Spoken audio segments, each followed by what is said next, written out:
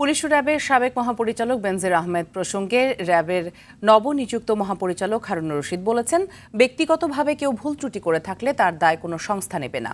একজন ব্যক্তির সঙ্গে র্যাবের ভাবমূর্তি নষ্ট হওয়ার কোনো সম্পর্ক নেই।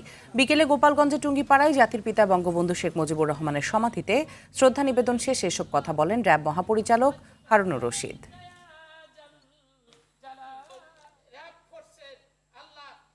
আসলে একটা ফোর্স তো এখানে কারো দায় নিবে না, বুঝতে পারছেন না। কেউ যদি কোনো ভুল ত্রুটি করে থাকে এটা কিন্তু ফোর্স এই দায় নিবে না, এর দ্বারা ইন্ডিভিজুয়াল। কাজে এইখানে তো আপনার এই একজন ইন্ডিভিজুয়ালের সাথে তো আপনার র্যাবের ভাবমূর্তির কোনো বিষয় নেই।